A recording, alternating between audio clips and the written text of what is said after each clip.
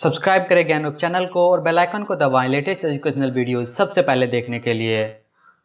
दोस्तों, आपको पता है कि जब से इंडिया में इंटरनेट तेज़ी से फैला तब से कितनी ज़्यादा कंपनियां खुल रही है इंडिया में। हर साल कितने ज़्यादा नए स्टार्टअप्स आ रहे हैं। जो बड़ी कंपनियां वो इंटरनेट की मदद से खुद को कितना ग्रो कर रही है। ये जो ई कॉमर्स टाइप कंपनियां जो आती जा रही है, जैसे जो अमेज़न, फ्लिपकार्ट या ओयो हो गया, या और जितने भी तरह की कंपनियां हैं, स्विगी, जोमेटो, इस तरह की कंपनियां जिस तेज़ी से बढ़ रही है, उन सबके बढ़ने की वजह से कितनी जॉब्स मार्केट में क्रिएट हो रही है। हर साल उनके मैनेजरल पोजीशन के लिए, जो बिज़नेस को मैनेज कर सके, जो पीपल को मैनेज कर सके, उनकी कितनी ज़्यादा रिक्वायरमेंट हो रही है।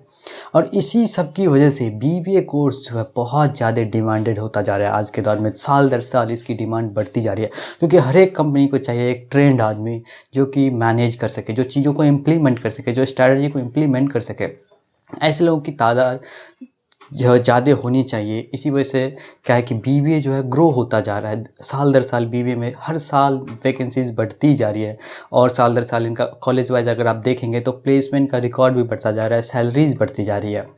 तो आप समझ रहे हैं कि बीबीए कितना इम्पोर्टेंट कोर्स होता जा रहा है आज के दौर में। हाँ, आज से 3-4 साल पहले ऐसा नहीं था, लेकिन आज के दौर में बीबीए बहुत ही इम्पोर्टेंट सब्जेक्ट हो चुका है। अगर आप करियर बनाना चाहते हैं आफ्टर 12th, अगर आप मैनेजरियल पोजीशन के लिए जॉब चाह रहे हैं, एंट्री लेवल मैनेजमेंट जॉब की अगर चाह है, तो बीबीए आप ही के लिए है।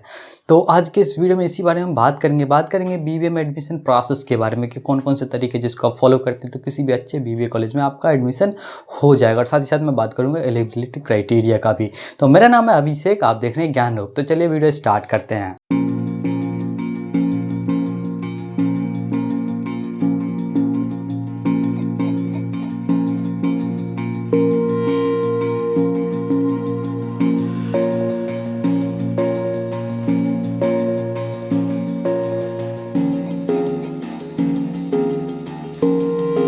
जैसे आप सबको पता ही होगा, और मैंने पहले भी एक वीडियो बना रखा है कि जो बीबीए जो है 3 साल का एक प्रोग्राम है, आफ्टर 12th आप कर सकते हैं।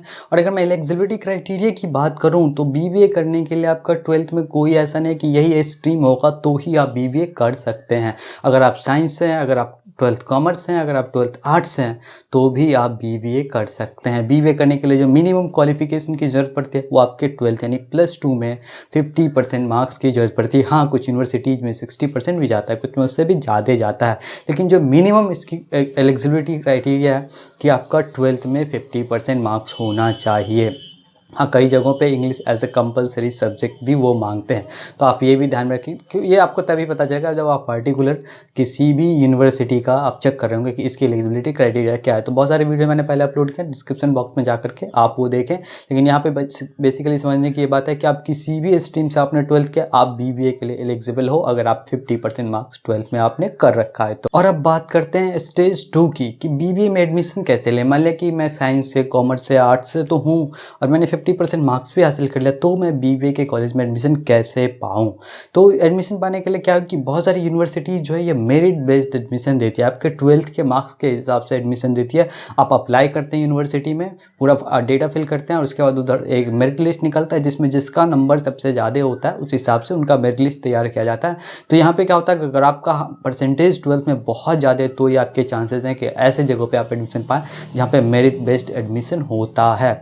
और फिर आता है एंट्रेंस टेस्ट बेस्ड। जी हाँ, बहुत ज़्यादा क्या होता है, यूनिवर्सिटीज़ टेस्ट लेती है। जो बीबीए का एक नेशनल लेवल का भी टेस्ट होता है, और बहुत सारी यूनिवर्सिटीज़ का अलग अलग लेवल पे अपना खुद का टेस्ट होता है। तो अगर आप उस टेस्ट में अच्छा करते हैं तो उसके बाद आपका जो भी स्कोर होता है उस हिसाब से मेरिट लिस्ट तैयार किया जाता है। कुछ जगहों पे इंटरव्यू भी लिया जाता है, कुछ जगहों पे ग्रुप डिस्कशन भी होता है।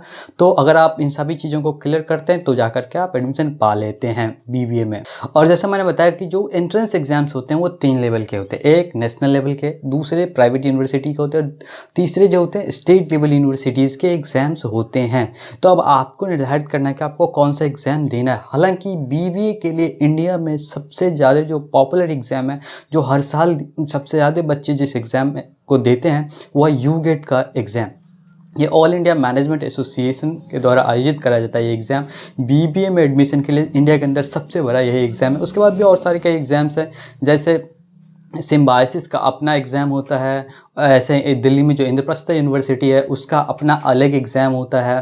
तो अगर आप इस प्राइवेट यूनिवर्सिटीज़ हैं ये सारे, और भी बहुत सारे एग्ज़ाम्स होते हैं प्राइवेट यूनिवर्सिटीज़ के अपने, जैसे एलपीयू का अपना अलग एग्ज़ाम होता है।